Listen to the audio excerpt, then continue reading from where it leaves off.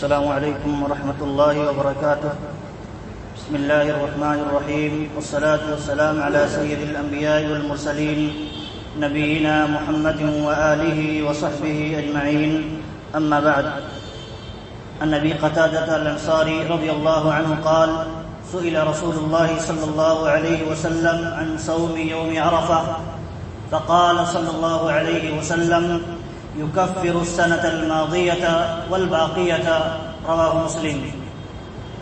معزز حاضرین، ہم جن ایام سے گزر رہے ہیں آپ سب بخوبی جانتے ہیں اور بارہا دروس میں جمعے کے خطبے میں بتایا جا چکا ہوگا کہ یہ ایام اللہ رب العالمین کے نزدیک بڑے فضیلت والے ایام ہیں اور دن ہیں.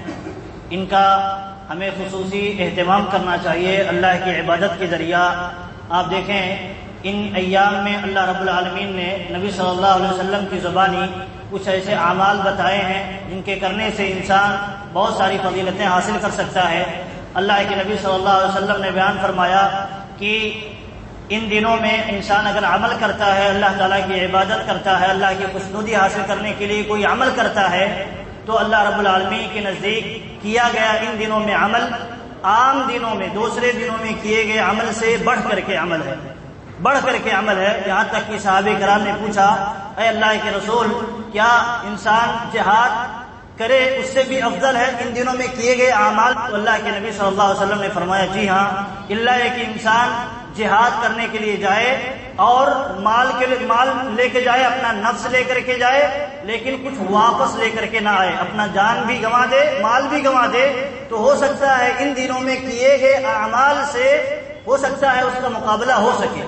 تو آپ دیکھیں اتنی بڑی فضیلت ہے ان ایام میں، تو اس لیے آپ دیکھیں ان ایام میں کچھ اعمال مشروع کرا دیے اللہ کے نبی صلی اللہ علیہ وسلم.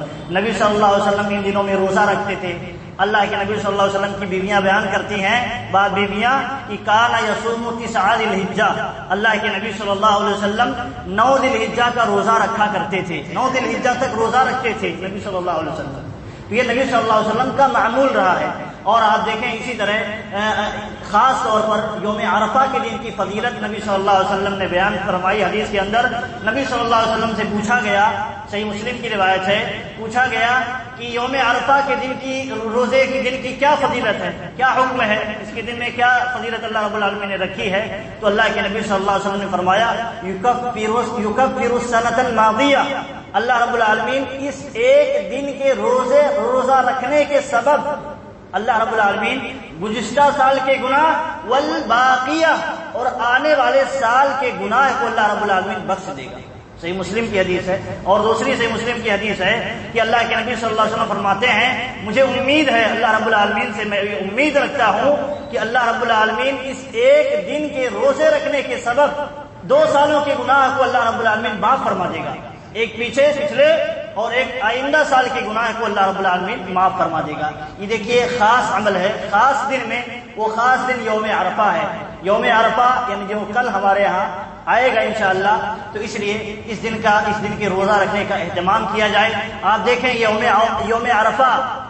عرفہ کے دن کی فضیلت آپ اس سے بھی لگا سکتے ہیں کہ ایک یہودی عمر فاروق رضی اللہ عنہ کے پاس آتا ہے اور کہتا ہے مجھے ایک آیت قرآن کے اندر ایسی معلوم ہے کہ اگر ہمارے درمیان یعنی یہودیوں کے درمیان وہ آیت کریمہ نازل ہوئی ہوتی تو ہم اس دن عید مناتے، خوشی مناتے، عید مناتے. اس آیت کریمہ کے اندر جو فضیلت ہے یا جو چیز ہے اس کی بنیاد پر. تو عمر فاروق رضی اللہ عنہ نے پوچھا بتائیے وہ کون سی آیت ہے؟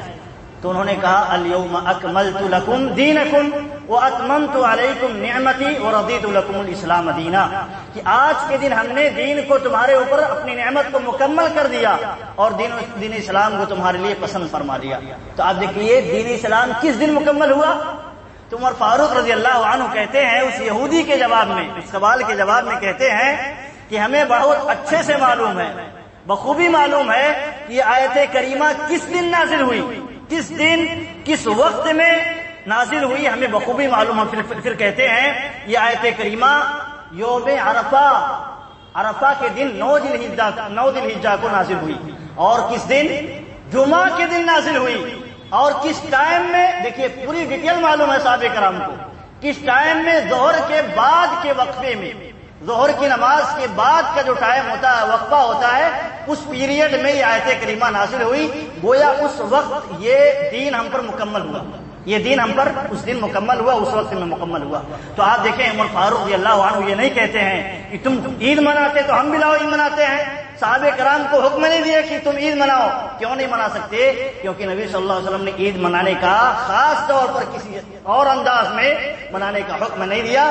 تو آپ دیکھیں اگر ہم ان دنوں کی جو سنتیں ہیں، اس سنتوں کو ہم چھوڑتے ہیں تو بدعتیں جگہ لے لیتی ہیں. کس طرح؟ جب انسان سنتیں چھوڑتا ہے اور ان دنوں کی فضائل جانتا ہے، فضیلتیں جانتا ہے، تو نئی نئی چیزیں گڑھ لیتا ہے. کیوں گڑھتا ہے؟ سوچتا ہے ہم فضیلتیں کیسے حاصل کریں. تو دیکھیے فضیلتیں کیسے حاصل کی جاتی ہے، اس کا طریقہ ہے. طریقہ یہی ہے کہ آپ نبی صلی اللہ علیہ وسلم کی بتائے ہوئے طریقے کے مطابق اس کو فضیلت کو حاصل کریں. نبی صلی اللہ علیہ وسلم نے کہا، یہ نہیں کہا کہ جشن مناؤ، عید مناؤ، کچھ اور کرو، ایسا نہیں کہا، بلکہ کہا روزے رکھو. اللہ رب العالمین اس دن کے روزے رکھنے کے سبب 2 سال کے گناہ کو معاف فرما دے گا، صغائر گناہ کو معاف فرما دے گا. آپ دیکھیں آیت عائشہ رضی اللہ تعالیٰ عنہ بیان فرماتی ہیں کہ مجھے سال بھر میں جن روزوں کا رکھنا پسند ہے، ان روزوں میں سب سے زیادہ پسند کس دن کا روزہ رکھنا ہے؟ یوم عرفہ، 9 ذی الحجہ کا روزہ رکھنا مجھے بڑا پسند ہے. عائشہ رضی اللہ عنہ بیان فرماتی ہیں. اور اسی طرح آپ دیکھیں حسن بصری رحمۃ اللہ علیہ سلف صالحین تابعی ہیں، وہ کہتے ہیں، حسن بصری رحمۃ اللہ علیہ کہتے ہیں یوم عرفہ کے دن کا روزہ رکھنا مجھے بڑا اچھا لگتا ہے، بڑا پسند ہے. کیوں پسند ہے؟ شریعت سے ثابت ہے، نبی صلی اللہ علیہ وسلم نے فضیلت بیان فرمائی ہے. پھر آگے کہتے ہیں ان کے بارے میں ہے کہ وہ باقاعدہ لوگوں کو حکم دیتے تھے، نصیحت کرتے تھے کہ اس دن کا لوگوں روزے کا اہتمام کرو، اس دن کا اہتمام کرو روزے کا.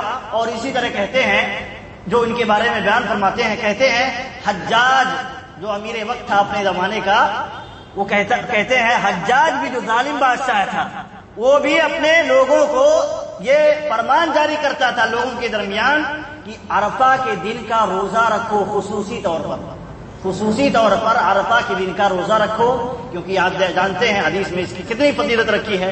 اور اسی طرح حسن بصری رحمۃ اللہ علیہ سے ہے، وہ کہتے ہیں کہ عشرہ ذی الحجہ یہ جو ہم 10 دن گزر رہے ہیں، 2 دن باقی ہے، کہتے ہیں ان دنوں میں ایک دن کا روزہ رکھنا، ایک دن کا، دیکھیں سلف صالحین ہیں، کہتے ہیں ایک دن کا روزہ رکھنا 2 مہینے کے روزہ رکھنے کے برابر ہے. آپ کہہ سکتے ہیں یہ سلف صالحین ہیں، یہ کیسے کہہ رہے ہیں 2 مہینے کے برابر ہے ایک دن کا روزہ رکھنا؟ ایک دن کا روزہ کیسے برابر ہے؟ تو آپ دیکھیں، آپ حدیث غور کریں گے تو معلوم ہوگا کہ نبی صلی اللہ علیہ وسلم نے کہا ایک دن کا یوم عرفہ کا روزہ رکھنا 2 سال کے گناہ کو معاف فرما دے گا. اور رمضان کے 1 مہینے کا روزہ رکھنا، وَرَمَضَانُ إِلَى رَمَضَانُ مُكَفِّرَاتٌ لِمَا بَيْنَهُنَّ مَجْتُنِبَتِ الْكَبَائِرِ. رمضان کا 1 مہینے کا روزہ انسان رکھتا ہے، 1 سال کے گناہ معاف ہوتے ہیں، 1 سال کے گناہ معاف ہوتے ہیں. لیکن آپ دیکھیں نبی صلی اللہ علیہ وسلم نے کہا ایک دن کا روزہ رکھنا 2 سال کے گناہ کو معاف فرما دے گا اللہ رب العالمین. تو اسی لیے حسن بصری رحمۃ اللہ علیہ نے ہو سکتا ہے انہی حدیث کے پس منظر میں یہ مطلب بیان کیا ہو کہ ان دنوں میں ایک دن کا روزہ رکھنا 2 مہینے کے روزہ رکھنے کے برابر ہے. تو ہمیں چاہیے کہ دیکھیں یہ ایک مسلمان کو یہ آفر کا مہینہ ہے، اللہ رب العالمین کی طرف سے آفر ہے، نعمت ہے. ان نعمتوں کا، ان ایام کا فائدہ اٹھانا چاہیے. کل انشاءاللہ عہد کریں ہم سب کہ انشاءاللہ اس سنت کو زندہ کریں گے، اپنے اہل و عیال کے ساتھ، سارے لوگوں کے ساتھ اہتمام کے ساتھ اس دن کا روزہ رکھیں گے اور اس دن کو سنت کے طور پر ہم زندہ کریں گے، نبی صلی اللہ علیہ وسلم کی سنت کو زندہ کریں گے اور اسی طرح سلف صالحین صحابہ کرام کی سنت کو زندہ کریں گے. اور یہاں ایک بات یہ عرض کرنی ہے، خاص طور پر جو ایام آنے والے ہیں قربانی کے دن، ہم دیکھیں ناخن اور بال نہیں کاٹ رہے ہیں. کیوں؟ نبی صلی اللہ علیہ وسلم نے منع کیا ہے کہ جو انسان قربانی کا ارادہ رکھتا ہے، قربانی کرنا چاہتا ہے، پختہ ارادہ کر لیا ہے کہ ہم اپنی طرف سے قربانی کریں گے، تو اپنے ناخن کو اور بال کو نہ کاٹے. کب تک نہ کاٹے؟ دیکھیے کچھ تساہلی ہمارے درمیان ہو جاتی ہے کہ ہم جیسے نماز پڑھتے ہیں، عید کی نماز پڑھتے ہیں، اس کے بعد سوچتے ہیں اب وقت ہو گیا، کاٹ سکتے ہیں، ناخن بھی کاٹ سکتے ہیں، بال بھی کاٹ سکتے ہیں، یہ سمجھتے ہیں کہ اب وقت ختم ہو گیا. نہیں، دیکھیں حدیث میں ہے حتی یضحیہ، کب تک نہیں کاٹنا ہے بال اور ناخن؟ جب تک کہ آپ اپنی گھر میں جو قربانی ہے، آپ کے گھر میں قربانی ہے، جب تک آپ قربانی نہ کر دیں۔ دوسری روایت میں حتی ینحر، حتی یذبح، تفصیل ہے اس طرح کی، جب تک کہ آپ نحر نہ کر دیں، قربانی ذبح نہ کر دیں، تب تک انسان بال نہ کاٹے، ناخن نہ کاٹے۔ یہ چند باتیں تھی، انشاءاللہ ہم سب اس پر عمل کریں گے۔ اللہ رب العالمین سے دعا ہے اللہ تعالی ہمیں ان ایام میں جو عبادتیں رکھی گئی ہیں ان پر عمل کرنے کی توفیق دے۔ آمین۔ وآخر دعوانا الحمدللہ رب العالمین۔